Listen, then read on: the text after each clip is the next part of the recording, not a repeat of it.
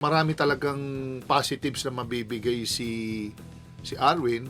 At ito na, nandun din ako. I had the chance na assistant ako before dati sa Air 21. Yan si Arwin, player namin. So, there are so many reasons in retiring eh. Actually, ito, in relation kay Arwin Santos, minsan nawawala yung challenge, yung passion, nadidiminish, bumabagal ka, speed, yung agility mo, quickness mo, yung numbers mo, down, mahirap na sabayan ng mga bagets, mga players na mga mabibilis na tumakbo.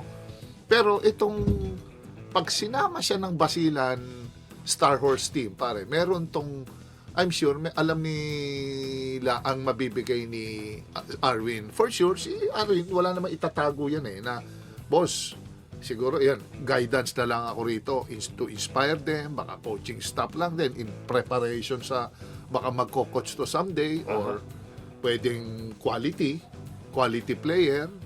Kasi pare, ang naisip ko lang dati pare, Arwin tried to play sa MPBL, sa Pampanga. Sumubok siya, tapos parang nag-quit siya. Same goes din with, iba naman, tumatakbong konsyal ngayon ng Pangasinan, si Danny Ay. Diba? Sumubok. So, biglang hindi na rin tumuloy. So, they have, baka tinitik kasi pare pag matagal ka in activity baka iba iba yung laban, baka mabigla ka.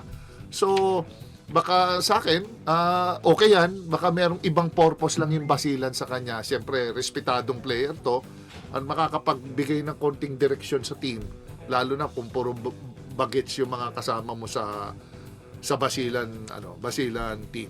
Yun pare.